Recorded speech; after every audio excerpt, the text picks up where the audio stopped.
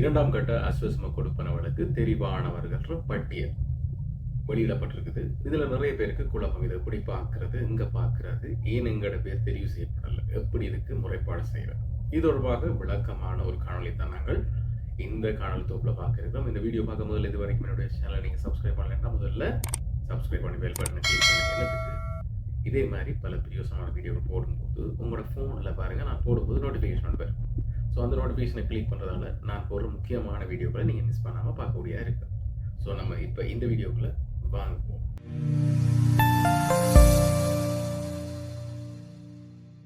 இளைஞர் அரசாங்கம் உங்களுக்கு தெரியும், வெல்ஃபேர், அதாவது நலன்புரி கொடுப்பனவர்களில் இந்த அஸ்வஸ்ம கொடுப்பனவை வந்து ஒவ்வொரு காலமும் அதிகரித்து கொண்டே போகுது, குறைக்காம. ஆனால் இளைஞர பொருளாதார சூழ்நிலையை பொறுத்து சில உண்மைத்தன்மைகளை கண்டறிஞ்சு, அதாவது கடந்த கால அரசாங்கம் செய்த பிள்ளையை விடாமல் தற்போது இருக்கிற அனுரகுமார திசாநாயகர் அரசாங்கம் ஊழலற்ற லஞ்சமற்ற ஒரு சுவிட்சமான, அதாவது நியாயமான ரீதியில் மக்களுக்கு கொடுப்பனர்கள் போய் சேரணும் என்று சொல்லி திரும்ப புதுப்பித்தல் முறையில் வந்து சில தகவல்களை தேடி அரைஞ்சு விண்ணப்ப படிவங்களில் மேலதிகமாக சில தவறுகளை வேண்டுகொள்வதற்காக ஆட் பண்ணி அதை மக்களிடையே கொண்டு போயிட்டு விசாரித்து அதன் அடிப்படையில் சில கொடுப்பனவுகளை வந்து மாற்றி அமைச்சு அதில் குறைச்சி கூட்டின்னு சொல்லி மக்களுக்கு இடையில் சில பேருக்கு இல்லாமல் போகுது, சில பேருக்கு வருது. இப்படி இந்த தரம் 2025 இந்த 2ஆம் கட்டத்துக்கான பேர் விவரங்கள் வெளியிடப்பட்டிருக்குது.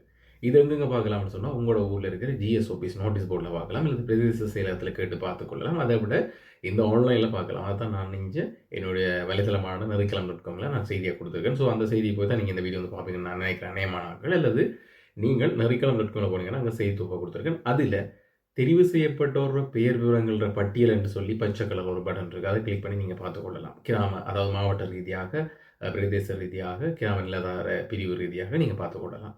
அதை விட சிவப்பு கலரில் ஒரு பட்டன் இருக்குது, குங்கும கலரில், நீங்கள் அதை கிளிக் பண்ணிங்கன்னு சொன்னால் உங்களோட பேர் விவரம் அங்கே அதாவது ரிஜெக்ட் பண்ணப்பட்டுன்னு சொன்னால், இப்போ உதாரணத்துக்கு உங்களோட ஊரில் உங்களோட பக்கத்து வீட்டில் கொஞ்சம் வசதியான ஆட்கள் இருக்காங்க, வெளிநாட்டில் இருக்காங்க, வாகனங்கள் கார்கள் வச்சுருக்காங்க, அவங்களோட லிஸ்ட் வந்து எலிஜிபிளாக இருக்குது.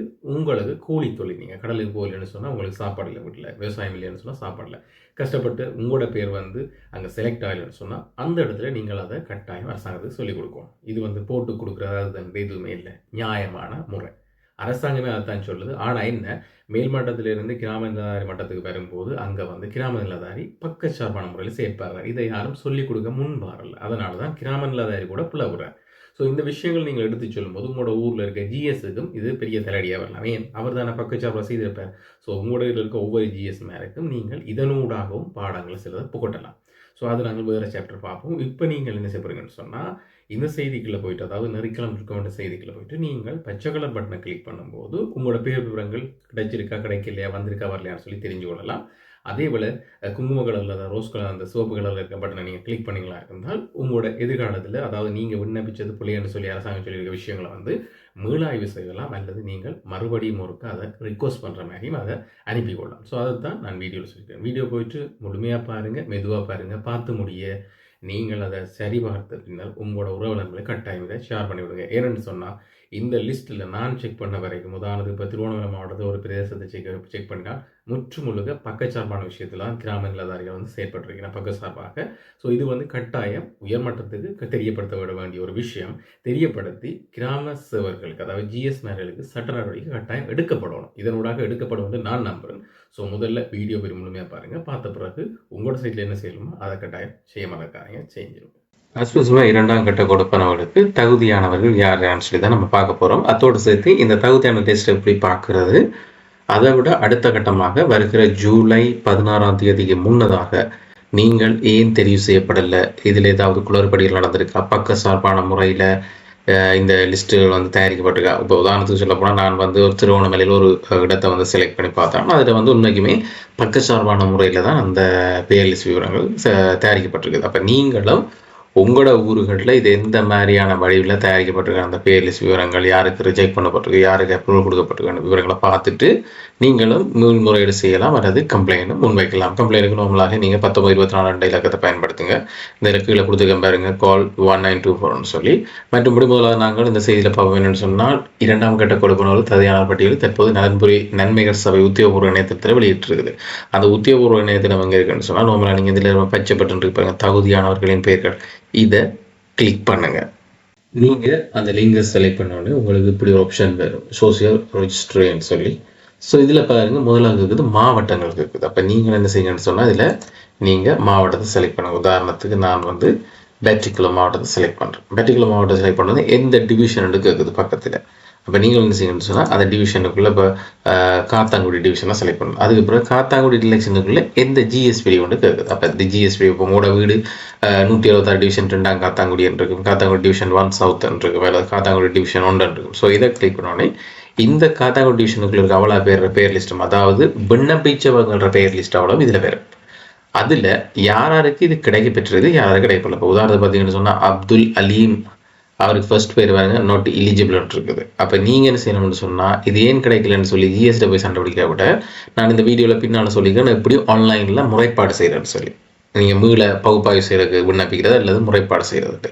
இதில் பாருங்கள் 3வது பாருங்கள் தமிழில் முதலாவதுங்க இப்ராஹிம்னு சொல்லி இருக்குது. ஃபைரூஸ் ஃபத்திமா மன்னிக்கணும் முகமது அக்பர் முகமது நியாஸ் அவருக்கு எலிஜிபிள் கிடைச்சிருக்குது. ஸோ இப்படி ஒவ்வொரு டிவிஷனுக்கும் நீங்கள் போட்டு பார்க்கலாம். உதாரணத்துக்கு நீங்கள் இப்போ கிளிநொச்சி போவோம். கிளிநொச்சியில் போன உடனே பாருங்கள் எந்த டிவிஷன் இருக்குது. கண்டாவளை கராச்சி டிவிஷன் போவோம். எந்த பிரிவு டிவிஷன் பிரிவுன்னு சொன்னால் பாரதிபுரத்துக்குள்ள போவோம். இங்கே போய் பாரதிபுரத்தில் பார்த்தீங்கன்னா இப்போ பாருங்கள் எல்லார பெயர் விண்ணப்பிச்சவங்களோட பெயர் அவ்வளவும் இருக்குதுக்குள்ள. கிட்டத்தட்ட நார்மலாக 1.8 மில்லியன் பேர் வந்து இதில் இந்த அனுகூலத்தை பெறுவதற்கு தகுதி பெற்றவர்கள் சொல்லி அறிக்கை விட்டுருக்காங்க நலன்புரி சபையால். ஸோ அதில் யார் விண்ணப்பிக்கிறவங்களில் யாராருக்கு இது எலிஜிபிளாக இப்போ முதல் மாதிரி எல்லாருக்கும் இல்லை, சரியான தரவுகளை உட்படுத்தி யாருக்கு கிடைக்கணும் யாருக்கு கிடைக்கூடாதுன்னு சொல்லி தான் அரசாங்கம் இதை முடிவு செய்திருக்குது. ஆனால் இதுலேயே நிறைய குளறுபடிகள் நடந்திருக்கு. ஒரு சில உதாரணத்துக்கு நான் சொன்னேன், திருவோணமலை மாவட்டத்தில் நான் எனக்கு தெரிஞ்ச ஒரு ஊரில் போய் பார்க்கும்போது அங்கே புற்றுமுழுதாகவே அங்கே நிறைய விஷயங்கள் பக்க சார்பாக நடைபெற்றிருக்கு. அப்போ உங்களோட ஊர்லேயே இவ்வாறான விஷயங்கள் நடக்கக்கூடும். ஸோ அதை கொஞ்சம் சரி பாருங்க. ஸோ இந்த பேர் விவரங்களை பார்த்த பிறகு நீங்கள் எவ்வாறு முறைப்பாடு செய்வோம். ஸோ நார்மலாக இந்த செய்திக்குள்ளேயே வந்தீங்கன்னா பாருங்க, இப்போ கீழுக்கு இது தொடர்பான முறைப்பாடுகளை எதிர்வரும் ஜூலை 16ஆம் தேதி முன்னதாக கீழ்காணும் படிவத்தினூடாக முறைப்பாடு செய்ய முடியும். கீழ்காணும் வலைதளத்தினூடாக படிவ